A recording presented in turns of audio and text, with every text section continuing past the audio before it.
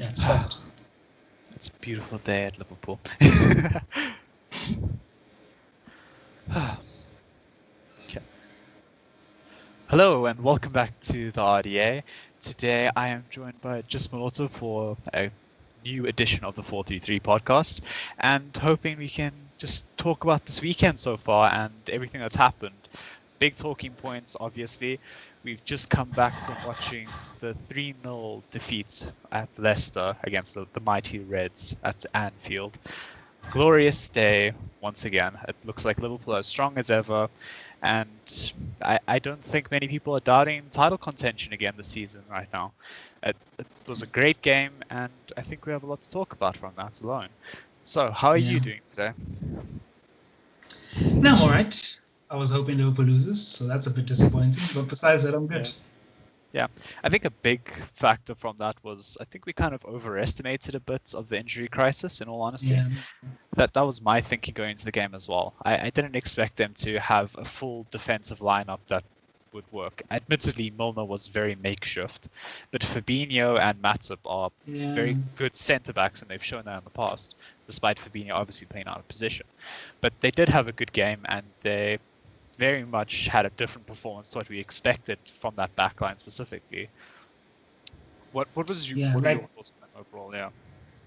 Yeah, like they have this. To be honest, I expected like Phillips or something. I didn't expect Fabinho and then Matip. So, look, this podcast is not a United podcast. So I have to be as objective as possible in this one, and I'll try. But they have a never say die attitude, this team. And it's like, it doesn't matter who's playing, they will just get the job done. And they have a system filtering from the coach, which is brilliant. It just gets the best out of them. And it's becoming difficult to look past them retaining the title and they've been title contenders, even with all the injuries. The big talk was, can they do it without Van Dijk? Clearly, from what they've shown so far, they can do it without Van Dijk. And I thought they played really well today. I think best performance of the season, to be honest. I thought they were probably trying to prove a point. They knew that the world was watching them with all the injuries and all the crises, expecting them to fall, to crash, and so show their frailties. And I think they responded well to that. I think they pressed Leicester really, really high. They moved the ball effectively with a good tempo. And it just seemed like Leicester had no answer to it. Like, Leicester tried to play on the counter more so in the first half. It didn't work. And you'd expect that to be the go-to tactic against a team like Liverpool, because they're going to leave some space and just ball over the top to Vardy and just kill their centre-backs at pace. But they weren't getting the chances to hit those balls. They weren't getting the chances to maneuver because Liverpool were putting so much pressure on them. And they're doing that off the ball. On the ball, they are creating chances left, right, and centre. They're 20 shots and 10 on target. If you're a United fan, that's just depressing in itself because we never create that many amount of chances. So yeah, second half, Leicester grew into a little bit more because I think they realized that they can't play on the counter. They're gonna have to try go at them if they're gonna get anything out of this. But even then, it just didn't help. Leicester were chasing for 90 minutes in this game, and yeah, they deserve to lose 3-0, really. Yeah, it was a bit of a poor performance from Leicester overall, but you have to give credit where credit is due, and whatever Jurgen Klopp told them before this game, it was fantastic managerial work to bring them through this with the injury crisis that's going through right now. James Milner was a fantastic wing back today. He's been the best right back so far this season since Trent's had a terrible season, and admittedly, him getting injured wasn't that big of a blow to Liverpool somehow. It looks like they've moved forward very well. James Milner got 2 assists today, and it looks like he's going to get many more at this rate. He's looking really, really good. It's insane how, when Liverpool bought him, he was basically a Man City reject. Man City were basically saying, we don't want this player anymore. And I just find that mind-blowing, especially now. You can see the struggling with leaders after Silva and company leave. You just imagine if Milner was still there, they'll still have a figure who can still play at the highest level and has the experience. So, yeah, he's fantastic. He kind of reminds me of Fellaini for us at United. Yes, he's way more talented than Fellaini. I'm not saying he's on the same bracket. I'm not going to disrespect Milner like that. But he reminds me of Fellaini because he can come in and just do a job. If you need him to play, not striker, but in terms of the comparison to Fellaini. If we needed Fellaini to play striker, he'd do it. Defense, midfield, and Milner's that type of player. You put him in, he'll do the job, and it was really impressive for me today. Yeah, Milner just blew away all critics today somehow. How old is he now? In his 30s at this point, and the man's doing a better job than the best right back in the world supposedly right now. And it's insane. The defensive it's very line, defensively. as much as it was improvised, it was very solid, and that has to be a major talking point of something that Jurgen Klopp has put together here, because that was fantastic. Andy Robertson had another great game. Matip was really good. They were a bit error prone towards the end of the game when Leicester grew into it for sure, but they still managed to keep those very piercing balls away from Vardy's feet. They made sure Vardy was under lockdown. They made sure he was not allowed any space. And I think that was just fantastic managerial work, and it kept Leicester completely out of the game. Without Vardy, they didn't really have an outlet to score that many goals. Yeah, and they tried. Yeah, admittedly, they came close. They came really close at times. Like, Vardy did nothing today. Yeah. He had like one shot towards like the 87th minute, and he just missed it. It was like, you could see the frustration on his face. It was a very frustrating game for Leicester, to say the least. And Liverpool just outclassed them. And another great thing that I have to talk about, the Portuguese Magnifico, playing out of position on the right wing in the absence of Salah, Diogo Jota. Fantastic performance again in a Liverpool shirt. I love my Portuguese talent, and they have just been lighting it up recently. Gives me even more reason to wear this jacket. Jota was fantastic tonight, and it felt like they didn't miss Salah whatsoever. Jota was everywhere. He was great in the dribbles. He won his duels quite often. It's very much surprised me when he took on players. I was thinking he's going to lose this duel. Why is he doing this? And then he just beats them so comfortably and easily. And I think a big factor of the jump from Wolves to here is that he's found his consistency. And I don't quite know what it is yet, but Jota always had this potential. I think all Wolves fans knew this. Anybody who watched him from kind of as Wolves got promoted would say that this kid was so talented. Because he's only 23 going on 24 this year, I believe. He has got so much potential still, and he's just showing that consistency that he's been missing from his game for so long. And it's just blown away everyone. I don't think anybody expected him to have, what is this now, 6 goals in 5 games for him in Liverpool shirts? Yeah, it's putting Firmino's shame. Yeah, definitely. And we can even talk about Firmino's joke a little bit. Because that shot, oh my gosh, Firmino, how do you not score that? The interest. Oh. No, he's in a bit of a spell for me now. Like, I don't like Liverpool, but I'm happy that he scored because I feel like he's been very frustrated, and I think that will take a lot of pressure off his shoulders. But he's back. He's still back. Just to get out the United fan out of me. Get that out of the way. Yes, exactly. Into the back line, it's impressive what Klopp's done, because I feel like a lot of praise in that instance has gone to Van Dijk. And when Van Dijk came in, it just was like they win the league now because defensively they're solid, because Van Dijk is leadership. But I feel like praise has to be given to Klopp. And I think that defensive shape in general is just really impressive. It just seems like, Phillips played a few weeks ago and he looked to fit in like a glove. So it just seems like Klopp has just drilled a really progressive style in there, which some teams struggle with. Some teams with decent centre backs, Manchester United, who I think we should be getting more out of our centre backs. Honestly, some people will say Maguire's a truck and all that, but I think if we're a coach who can set up our team and have a style that can optimize our play, we'd be seeing way more from them. So that's food for thought there. And what was the other point made? I'm forgetting now. Was it? Oh, let's talk about Jota. Yeah, Jota. I think signing of the season, to be honest. I don't see anyone else who's made a better deal. I think he's been absolutely amazing. And Liverpool are really good at these type of deals. Van Dijk from Southampton, Mane from Southampton, now Jota from Wolves.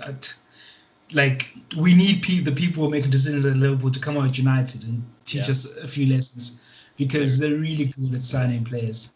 I think we all saw, as you said, at Wolves, and I think him playing in the Premier League and playing at a team that's maybe not so low, like Fulham or something, that is competing at the top. I think it worked well. The transition worked well to Liverpool, and he's scoring goals for fun. I was sitting with a Liverpool fan today, and he was saying, "I think it's time to drop Firmino," and I agree. I think yes, Firmino has his attributes. Obviously, he's the press master, the press starts with him, and that's a big factor in the team that plays like this. But I think when you're in form, it has to be rewarded, and he's winning more games for Liverpool than Firmino is. So I think he needs to start more often. Yeah, I definitely agree. And a big thing I think Klopp has realized is that Jota is vital. I think that's why he has been starting at that front four versus the front three now. He's been playing Jota wherever he can, really. Jota's very versatile, so he'll play that strike, he'll play the left wing, he'll play the right wing, and he'll do a good job, and he'll put the job in every time he's called upon. He's a fantastic player, so I think they can operate just fine in the same team. They look like they operate more than fine in the same team. So it's not really a case of we need to drop Firmino instantly, from more of a non-biased opinion. As trash as the striker Firmino is, he definitely does pull a lot of strings. He links up play pretty well.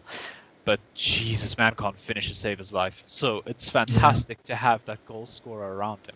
Even when someone's not quite at their best. Like Mane hasn't quite found his footing this season just yet. He's been struggling a little bit for that form.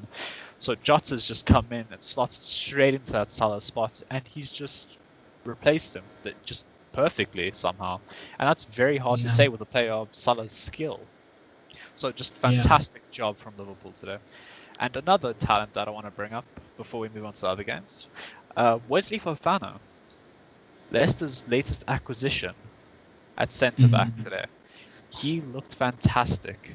Despite losing 3-0, he felt like the talisman of Leicester tonight. A 19-year-old Frenchman carried Leicester today, and he was fantastic tonight. He is the type of player that United should have been looking for. He can go forward with that ball. He is so fast. That man is lightning quick. He ran from centre-back ahead of Vardy to chase a long ball. It was fantastic performance from him. He won a lot of aerial duels. He made one mistake against Mane that I can recall, but he recovered well, and he made sure to kind of dampen the shots that Mane got off to let Schmeichel have an easy save. I think he had a fantastic game, and this kid's going places. And I think a lot of Leicester fans are realizing this right now as well. He is quite the acquisition as well.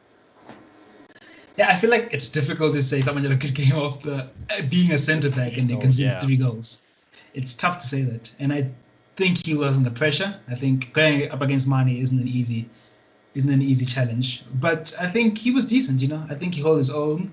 And yeah, I think there's something there. And it's definitely the type of signing United should be looking to make and not being beat by teams like Leicester to these type of signings. So yeah, I think he showed it was a good performance today. I can't fault him too much, really. Yeah. And I think just to end it off a little bit, how would you rate the manager's performance from today? Brendan Rodgers and Jurgen Klopp. Rodgers, it's weird because I don't think Leicester played horrible. Yeah. I just think Liverpool were just way too good for them because they try to do what they do. I think last season Leicester were the type of team that just goes and plays offensive, high-press football everywhere they go. Yes, they do try to play the ball to Vardy, and in that sense, they do play on the counter. But they didn't rely on the counter as much as they do now, let's say, against the big teams. They tried press against teams. They tried play on the ball and show that they belong. And it didn't work. I don't remember them beating a big team last season. I think they lost almost all those games. This season, you can see they've tried to tweak a little bit. They try to play on the ball at home and against the lesser teams. And then when they come up against the Uniteds and the Liverpools, they try to play more on the counter. They tried to do that today. And I think Barnes was the best player. I think he had some few moments, especially in the first half. But it just wasn't working. We just couldn't get out. And look, as I'm saying, I'm not blaming too much, but it's not an excuse. He ended up losing 3-0 and maybe should have come with a better plan. So you'll have to say it was a poor showing from Brendan Rodgers' team. That's a poor showing from Brendan Rodgers. From Klopp, Klopp's team is just amazing. It's just absolutely amazing. And I feel like I had a bit of epiphany today when I was sitting and watching them play and making it look so simple. They have injuries and they make it look like it's no big deal. And I just realized, who is going to stop this team? Who on earth is going to stop Liverpool from retaining the title? And yeah, 10 out of 10 for him. His team play an attractive football game in, game out, and they never let off. The intensity is always at the same level. Remember, he described himself as heavy metal football, and that's what it is really. Like it's so impressive, and I commend him on his coaching skills. To coach this type of football is impressive. And yeah, I'll ask you the question: do you think anyone can stop Liverpool from retaining the title? At this point, it doesn't even look like they can stop themselves with this injury crisis. So it doesn't look like any other team can right now. Let's see what happens moving forward. But you could definitely see there was an impact on the injuries today. But Jurgen Klopp still looks fantastic despite it. You can kind of see they were a bit timid playing through the middle through Curtis Jones and Keita. They didn't really want to as much. They'd rather pass to Milner or Robertson and let them make something happen. Pass to the wingers, pass to Firmino, rather try to link up the play a little bit more. You could see that was kind of the intention. It was to avoid that because they don't have your Henderson, your Thiago, which are big blows that are missing. They're vital in this team and their success. And them not being here for a game of this magnitude, you would assume that Leicester would take advantage, and it just seemed like they couldn't. They couldn't. Yeah, Klopp just outclassed them today, unfortunately. Yeah. I really came into this game expecting a really tough game. I expected Leicester to give it to them. I didn't expect Liverpool to walk away with a clean sheet, that's for sure. I'm very impressed with them for that. They've struggled for clean sheets this season. I think this is their second of the season, which is really saying something.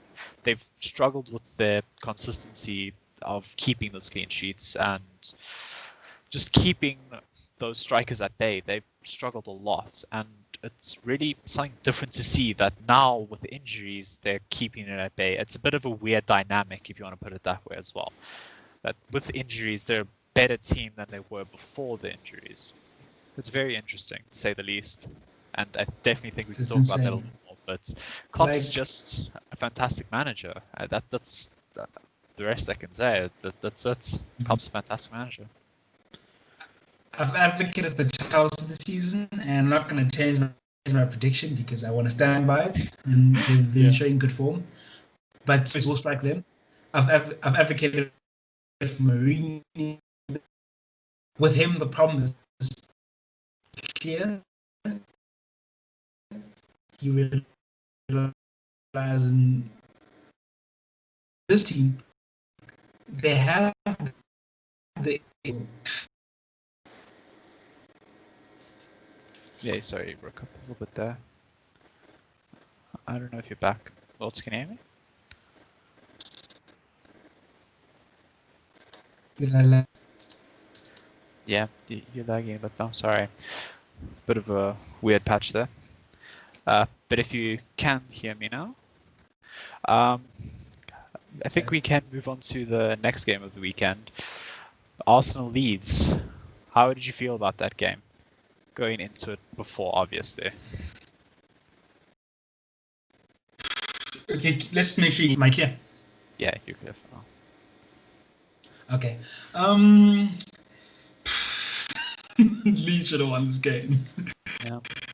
Leeds should have won this game. That's what I can say. No, people keep talking about this identity that Arsenal have. That I don't see it anymore, to be honest. I feel like last season, when he came in against Man United, it was clear that he wants to play the similar style he played with Pep and take it to your opponent. This season, it just seemed like he's moved away from that. They're very, very defensive, extremely defensive. It's horrendous to watch, to be honest. I've advocated for defensive football, but I feel like with them, it's an issue. It seems like they struggle on transition. We've seen United play the style, but United are very good on the counter. It's very quick fire. Rashford doesn't really track back much. We'll always be standing up there for Paul Pogba to make that pass and 1-2 in the other team's box and scoring a goal. With Arsenal, it just seems like they can't do that. And because of that, it seemed like they really struggled against Leicester today. Against Leeds today. Yeah. I was thinking during the game, like, if you go back, let's say 4 years in this game, and let's say it's Leeds in the Championship versus Arsenal, the game would be complete contrast. You'd probably see Leeds playing very defensive football, and you'd probably see Arsenal with a ridiculous amount of the ball as they used to do against Wenger. But today it was the complete opposite. Like Leeds played like the big team. It was very weird to watch. Like the passing is just out of this world. The tempo, the movement of the ball, the interplay. Like it's a United fans dream, to be honest. Yeah. And it's a shame they didn't win this game. They hit the woodwork a couple of times. Like once Bamford hit the woodwork, I was just like, these guys are not going to win this game. It's just one of those games, one of those days. It reminded me a lot of a game at the beginning of the season. I think Brighton versus United, where Brighton was just amazing. They were pinging the passes around, they were creating chances, but they just couldn't score. Today it was even worse. I feel like Bamford should have scored at least one of those chances. Yeah. I feel like this, in that sense, I blame them. Much like that Brighton against United. I feel like a problem I saw today with Leeds, as amazing as they were, a problem I saw today with Leeds is that they seem to lack the talent at the top of the pitch. When it's a situation where it just seems like it's not coming together, like they lack a talisman to say, I'm the main man here and I'm going to do it. I'm going to score the goal. And because of that, they didn't win this game. So, yeah, by all accounts, they should have won this game. But at the same time, as much as I criticize Arsenal for not being good in the transition, for playing very deep, they did keep a clean sheet. And I think if there's anything good about that performance today, was their defending. I think it was top notch. And for that, I think, in a way, you can say they earned the draw. Yeah, I think Leno's performances today were out of this world. He made some fantastic saves to keep Arsenal in it. I think Leno's one of those underrated keepers in the league. I think he deserves a lot more recognition than what he gets. He is fantastic, especially on his day. He is one of the world's best on his day. He is a really good goalkeeper, and Leeds should have had a goal. Whether it be one of those shots from outside the box that he managed to save, whether it be one of those tap-ins, he was just really good today, and Leeds just couldn't finish their chances. It felt like Leeds were all over them. Like you said, they played like the big team. They definitely took advantage of that. They felt like they were the best team today. And then Pepe sending off, which was just so unnecessary on his side. Ridiculous. He just put his team under so much stress for no apparent reason. Yeah. But you could see that that's what he was playing for as well. One of the commentators highlighted it as well. It was just the case of he was slowly agitating Pepe, and then he just got under his skin just a little bit too much, and just forced a red card. So if that was tactical play from Bielsa, jeez, wow, that was fantastic. It was... I'd like to think it was the player just taking initiative. You know, yeah. I guess that shows a good leader, but Ramos-esque type of leadership. Yeah. But yeah, no, I feel like it was unnecessary from Pepe. You know, and maybe it's just a symptom of his frustration at Arsenal, because I feel like, I know you've advocated for him from time to time, and I know Shanique loves Pepe, but I just feel like he just hasn't done it at Arsenal. You know? I feel like all the tricks are there. He'll beat a man once or twice, but I feel like there's no end product, and I can understand him being frustrated at the moment. Yeah, he has a lot to prove at the highest level for sure, but he has that potential, and I'm just hoping to see it be unlocked at Arsenal. He's an exciting player to watch, but he hasn't quite shown it consistently, and that's the sad part about his Arsenal journey so far. But one player who has shone through Arsenal through thick and thin is Saka. How did you feel about his performance today, even though it's just as a substitute? He looked progressive. He looked one of the better players in Arsenal. They needed something, and look, I can't give him much credit. I feel like Arsenal were poor in general. I feel like the red card also hindered how much any of their players could shine, because they had to be very defensive. Like, they had basically all their players behind the ball. But he looks like he's a bright future. Yeah, the England prospects right now are just ridiculously high-skilled, and it looks like Saka's arguably the best player at Arsenal right now, in my opinion. He brings another level to them. Everybody else has been so poor recently, and it's kind of hard to not see this bright young spark that wants to make something happen, whether he's playing at left back or whether he's playing left wing. It looks like he's going to give the game his all every 90 minutes that he gets the chance to come on the pitch. And he has so much skill and such a bright future ahead of him. And I'm very excited to see what Arsenal can do with him. And I definitely think he deserves a lot more game time. And hope his Pepe red card can help him, and hope his injury is not too serious and he can recover soon enough. But I just think Saka's a bright spark in that Arsenal team. Yeah, I think a player that should be worried about is Aubameyang. Like, what's going on with him? Yeah, something is definitely up. It has to be more of a mental thing for sure. I don't know what it is, but something's off mentally for him. It doesn't look like he's himself recently. And today, Arteta switched the tactics and actually played him at a 9, which was a bit different to what we're used to seeing him as. Under Arteta and Emery, we saw him on that left wing most of the games. But Lacazette has been poor, and you can't exactly rely on Nketiah every game, especially against a team like Leeds, who are going to take advantage and kind of bring the physical game to you. They're going to bring that championship vibe, and they're going to push you, and they're going to pressure you, and they're going to do everything possible to throw you off your game. It's not a game for an 18-year-old. It's a game for experience, and Aubameyang is a fantastic striker. I'm just hoping he catches form soon. Yeah. For Arsenal's sake alone. I feel like no one was expecting him to be. A lot of people were expecting him to be top goal scorer by this time when the season began.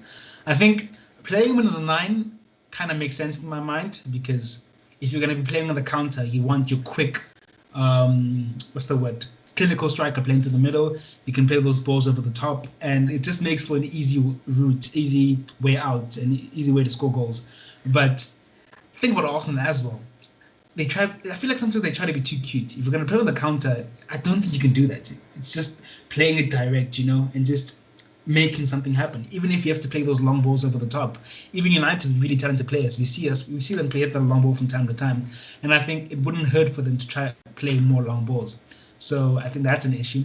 But I think it'll come with Aubameyang, because I think we can safely use the word world class with him. I think he's proven himself time and time again.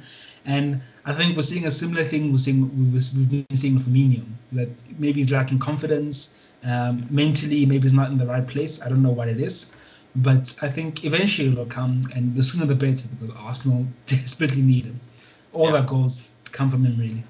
They definitely need him. And it's something a bit controversial to say right now. It feels like Arteta's kind of lost the plot, in all honesty. It felt like he had a solid idea of what he wanted from this club, and it's kind of just turned on its head with this game and a few previous iterations.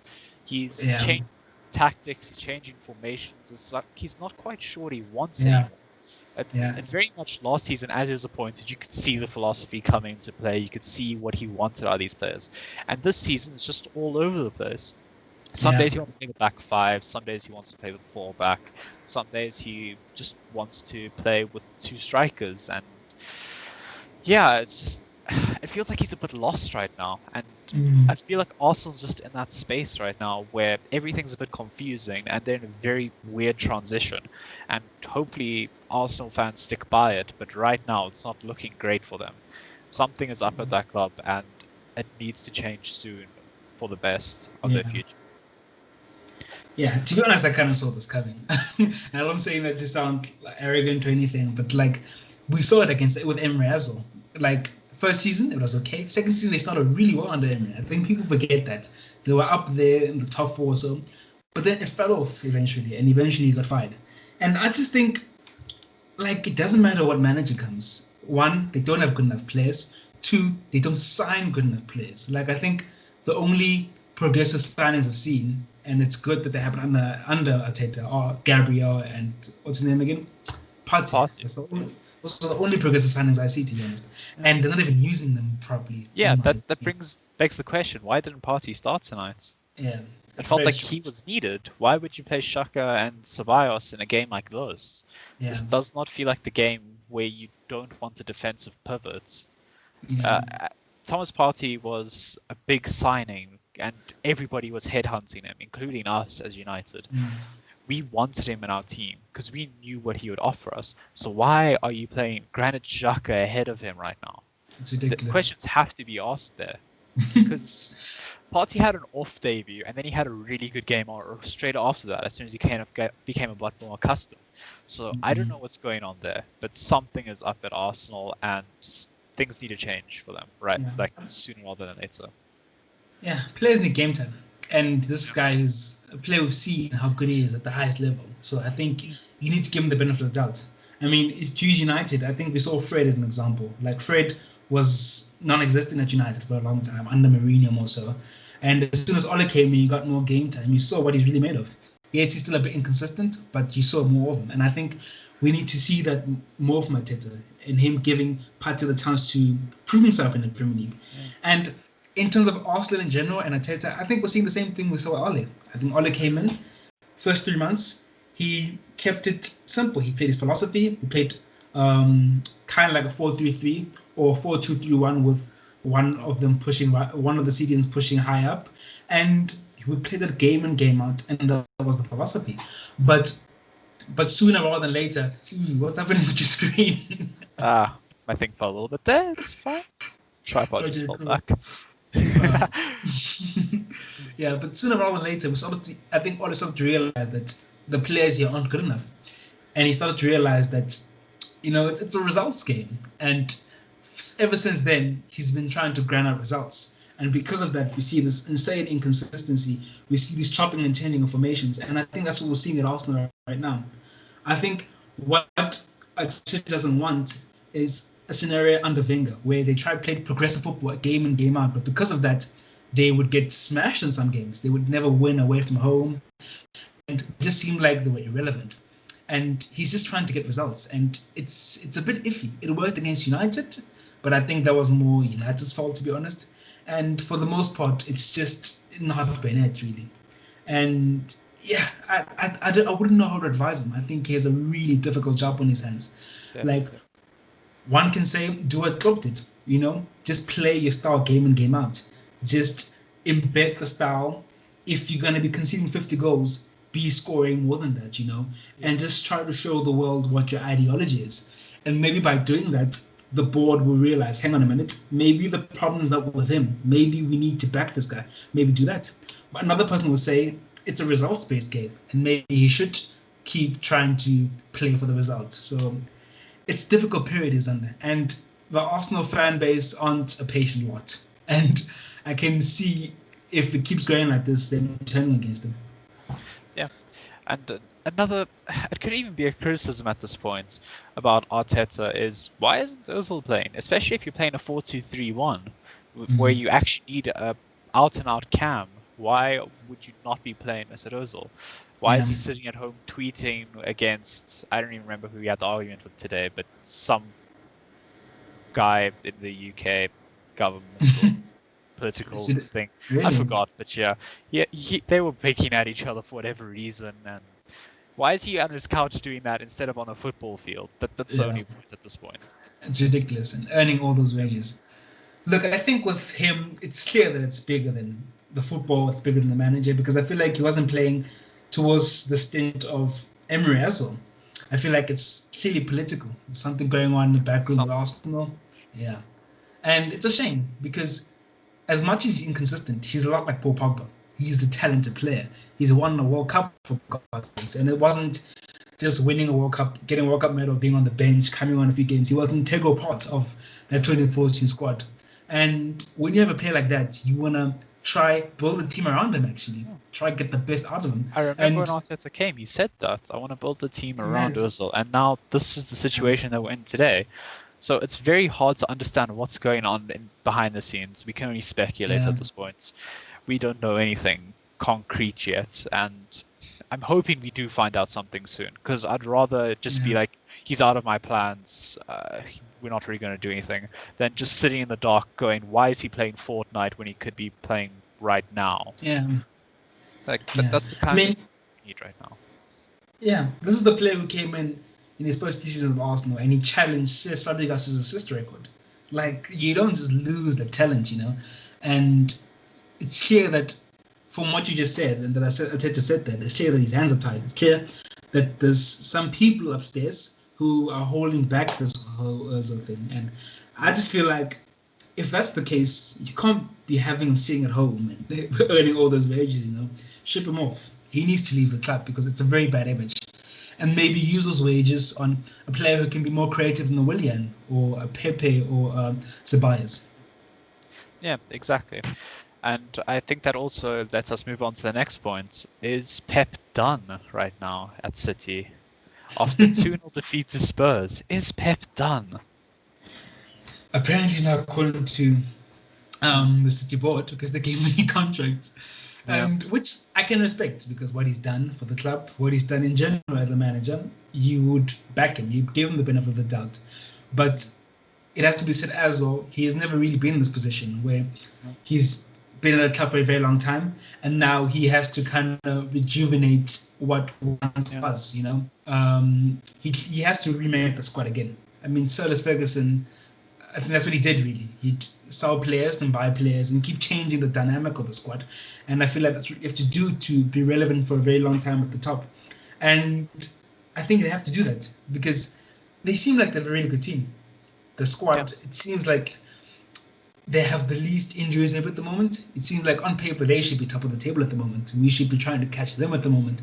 But it's not coming together. And they're just not like themselves. They're not scoring enough. Defensively, they're improved, which I guess in itself also is not them being like themselves, because they tend to concede a lot of goals but score more.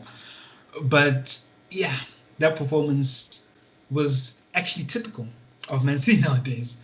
They seem to pass the ball around a lot. They have a lot of the ball. They create a lot of chances, but the press is flat. The tempo is not amazing, and they're not clinical enough in front of goal. And Spurs took advantage of that. Spurs just finished them on the counter. I feel like a normal Man City would do what Liverpool maybe did to Leicester today. We tried playing on the counter, but the press was just too much for them. The finishing was just too much for them. And the other team would just sink. But no, they just seem very fragile at the moment. I remember last season, they were fragile on the counter. United came and did it. I think Sheffield came and did it. Wolves came and did it, and I think that's trickled through to this season as well. There seems to be a way to play against Man City.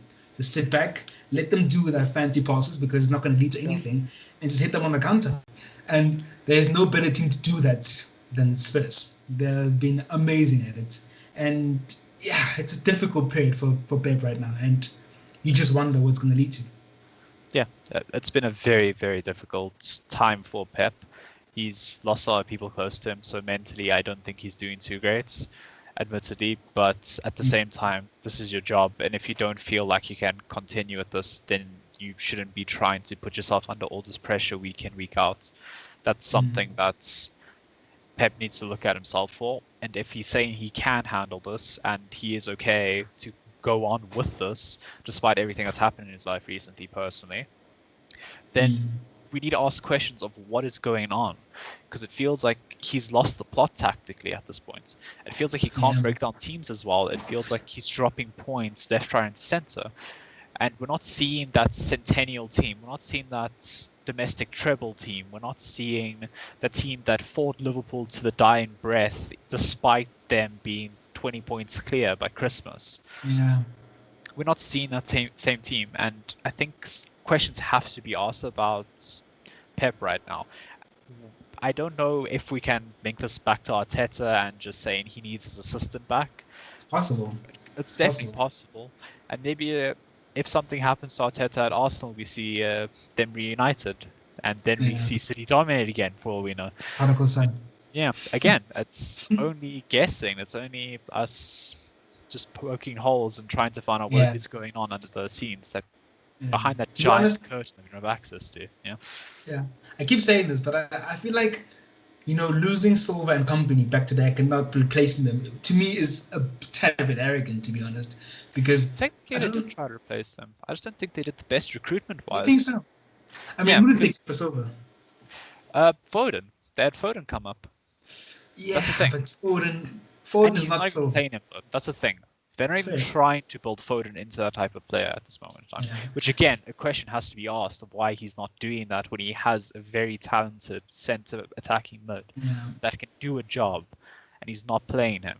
And rather play a Bernardo Silva that's been struggling for form for 2 years. Questions have to be asked again. I don't think it's even just a talent thing. I feel like the leadership of David Silva. Yeah.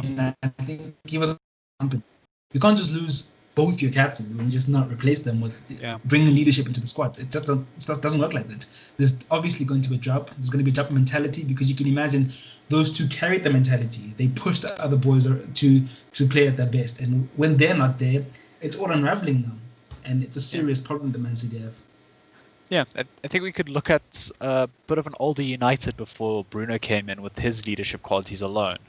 When we were missing a leader most, he stepped up and came in and just took this team and dragged us through results, and that resulted in an unbeaten run. Right now, City's leaders are basically just Ruben Diaz off the top of my head. Sterling. Yeah, they don't really have a solid leader to just bounce things off of. They don't have somebody who's going to command an area.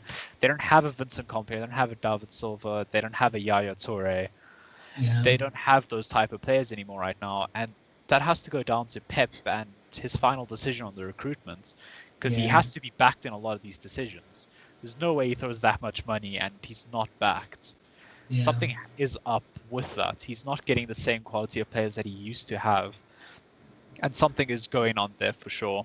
And I don't know whether that means Pep's days are numbered. I doubt it, considering he just got his new contract. But something is just not quite right. And it doesn't look like City are going to be those challenges this year. They have glimpses, but those glimpses are few and far between at this point. Yeah. But City's full of potential, and I want to see it do well as a neutral. I want to see that team thrive.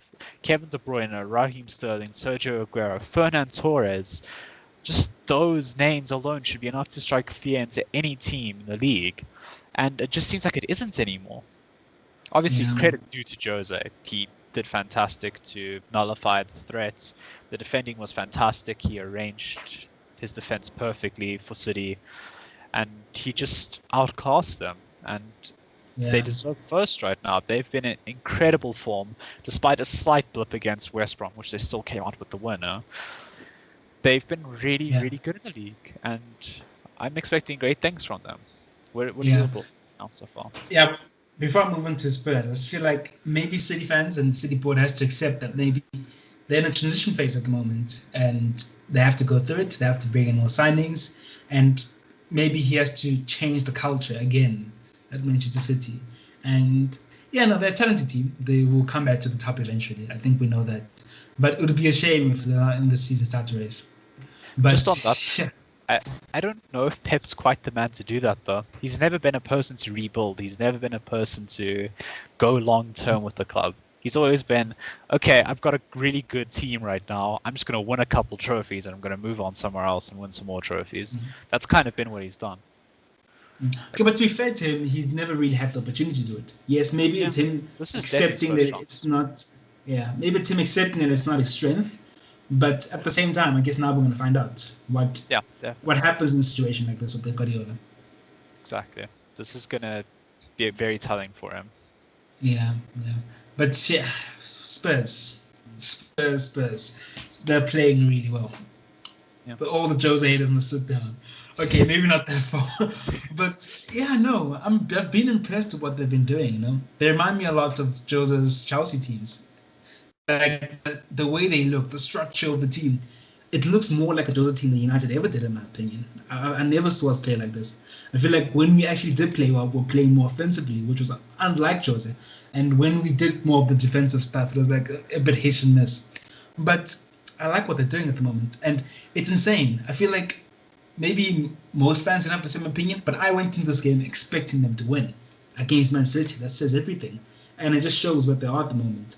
Defensively, they were unbelievable.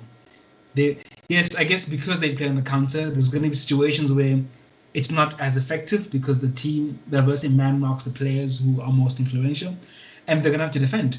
And they do that spot on. And we know Jose's known for that. I think no one will ever forget that season at Chelsea where they only conceded 16 goals. That's insane. Yeah. So if you can get even close to doing that again with Spurs, it'll be incredible. But they just used Man City's weaknesses to their advantage. Man City are weak when it comes to playing against the counter. Really, the only thing that was helping them when when Spurs were counting was Walker's pace, because that seemed to be the only solution, and he's very prominent with that. But besides that, they play a very high line, Man City, and they don't press as much as Liverpool do. So it just leaves so much space for the other team.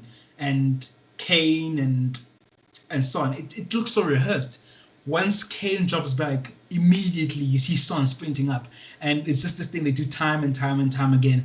And you just see an identity from them. You know, it's very rare that a team plays on the counter and you say they have an identity, but you see that from Spurs. They're very good on the counter, but they're not shabby on the ball. They move, their tempo on the ball is very, very good. And it's very funny because they're playing with Ndombele in the 10, which is not a person you'd rave for his creativity. And yes, he's not assisting insanely at the moment, but I think his work rate has been absolutely amazing. And they look like the team at the moment, and they definitely deserve to beat Man City. When they go all the way and win the league, I don't know. Maybe I wouldn't go that far. I think it's very clear that they rely on Son and Kane way too much. Yeah. And maybe Bale will come to his own eventually, hopefully for them, but it hasn't happened yet. And you can just imagine if Son or Kane gets injured, it'll be back to... Kane's due a yearly injury at this point. Yeah. We know it's coming with him. That's the sad part. And like I was saying to Marcus off here, I guess with Vinicius, it's the jury's still out. You know, he could be a brilliant player. He could be a brilliant replacement for Kane, but it's very difficult to replace Harry Kane. They tried with Llorente a few years ago. Yes, I know Llorente maybe is not the best name of the best of players, but they tried, and you just can't replace a player of that caliber. He's world class, maybe one of the few world class players in the league. And you can imagine once they get injured, it's going to be tough. Plus with the Europa League, and on top of that, the fixtures are insane themselves already. So I don't know. But at this moment in time, as much as I didn't predict them in the top four when we did the prediction show, it's very hard to look past them when it comes to who's going to make the top four.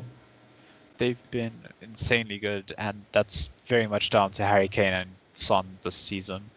And I don't think any of us expected that kind of start to the season. So explosive, so out there, especially for a Jose team to score that many goals, for Kane to have that many assists, Son to have that many goals. I don't think anybody expected that going into the season. Yeah, I think the second to the scoring. Yeah. Again, like many other teams in the league, I think we also Spurs, they're in a transition right now. They're going to take a few seasons under Mourinho, and then they're going to get close, but they're not going to get there. I don't think anybody would have gone 10 weeks in. We're here, we're looking at Spurs at the top of the league as it stands. That's ridiculous to think of. And just credit to Jose and what he's been able to bring out of Kane. He's brought out the most creative Kane I've ever seen. And he's still scoring, he's still shooting, which is ridiculous to see. I don't know what he's done to Kane, but he's made him twice the player by adding that creative side even more to his game. Yeah. And he's just unlocked Son by allowing that space in the front. And he's such a clinical finisher, as we've seen throughout the season and throughout his career. Last season was very much a blip in the radar, and Son's just looking to bag the season. Yeah. And it looks like he will. Yeah, it's the technical masterclass, as he's known for. Like, Kane's form reminds me back, if you've watched the All or Nothing with Tottenham, it reminds me back to the scene in the first few episodes where he invites Kane into his office and he says, "You're a good player, but with me, I can take you to the next level. I'm box office as a manager, and I feel like I have the ability to take you to that level and make you box office." And we're seeing that right now. So that's impressive, honestly. And look, I think as much as the top of the table, it's impressive, but I do think that it is a transition phase. It's yes, obviously you win games in the transition phase and you have good phase within the transition phase, and I think they will drop off eventually, and all the banter and the memes will come back because football fans are very reactionary. But I think there's a good thing going there. The whole fossil football thing, I think it's a lie. It's honestly a lie. I feel like at United, he didn't have the place to do it. They didn't back him, and I think he's exposing that now. Daniel Levy has tried his utmost to get him the players he wants to back him, and I think they're going in the right direction. And if Mourinho can stop with these tantrums, which will hold him back as a manager and hold Tottenham back, and as they go on, they can sign more players, more talented players, and some of the players who are playing now indirectly will become bench players. I think they can build an amazing squad that can challenge in a year or two. Yeah, and right now, it's just great for them, and just keep on going, I guess, because you guys have been banter for way too long, and you guys have been so close to a league title. It's just that kind of point where you're like, I think it's about time Spurs kind of switch on. And I thought that would be under Poch, but hey, I guess Mourinho's going to be the person to do it at this rate. Do you see Spurs winning the trophy this season? That's a big question. Maybe not the Premier League, but just a trophy in general. Do you see them coming with something this season? The Premier League, obviously anything's possible. I don't see that. The other trophies, no, they've gone far in the Carabao Cup, and who's going to stop them? You know, Liverpool's still in it. I think Liverpool is still in it, but you know how they are with trophies. They're probably going to play the teenagers or something like that. And I think it's possible they might be favourites for the Carabao Cup. So there's a good chance in the Europa League. Yeah, I think that would be a statement. Yeah, that would be a massive statement to win the Europa League. It gets you back in the Champions League, of course, but I would assume they're in the top four anyway. Yeah. And it would just be saying that we've arrived and we want to compete now. And it would just be a springboard to go forward, maybe in the next season and challenge for the league. So, I have to say yes. I think Jose's going to do it. I think they'll win a trophy. Maybe people will come back a few months later, bring back this video and say, what were you saying? It's fine. But I think I'm going to back him and say he'll win the trophy. Yeah, from what he's shown, I definitely think it's probable. I don't think he walks away the season empty-handed unless there's some serious bad luck. But I think a Kane injury and or a Son injury could be very devastating to this team. They don't quite have the players to replace them, like you said. I don't know if Vinicius is going to be quite that player just yet. And especially to fill the hole of Harry Kane, it's very hard, as you said before as well. It's just going to be a big challenge going forward for them, and let's see if they can stay fit throughout the season. It's going to be very tough considering games are coming thick and thin again, and Harry Kane has been on international duty playing as much game time as possible under Gareth Southgate. It feels like, just one bad tackle, just a hamstring pull, just anything will just stop. Injuries are insane this season. Yeah. Unlike the other teams that are kind of challenging right now, like Liverpool, for example, they don't have that backup that can just push them over the rest if something happens. Yeah. It's like Liverpool missing Salah tonight, they still won 3-0. Against Leicester. Yeah, exactly. Against a very strong Leicester side. They had only conceded 2 goals in all the previous 6 games. Leicester have been in such an incredible form, and Liverpool just halted them despite missing some very key players. And I don't think Spurs has that in their squad. I don't think Mourinho can suddenly turn Vinicius into this world beater of a striker that can assist and score 24/7. Obviously, if Gareth Bale comes into his own, play him striker, let's see what he's made of. And we could probably see some great things from that. Yeah. But in all honesty, I think this season hinges on Harry Kane staying fit, and we have to see how Mourinho tackles that. And we know Harry Kane never stays fit, to be honest. Sadly for Harry Kane, he's been plagued by injuries. Hopefully this is his season again. Hopefully he can walk away with some kind of award, because it's been a while since he's walked away with a top scorer or just anything, PFA, really. I can see that this season, if he's fit all season. Right now, it looks like he's probably the leader right now for PFA Player of the Year. It's probably him and Bruno. That's it, yeah. Him and Bruno Fernandes are probably the 2 best players overall in the Premier League right now. And that's crazy to say. I did not expect that walking into the season, that Bruno Fernandes and Harry Kane would be the 2 best players at this point in the season. I would have called you a liar if you told me that before the season. I'm not going to lie. I'd be like, where's Kevin De Bruyne? Why is Jordan Henderson not being talked about now? Where's Trent?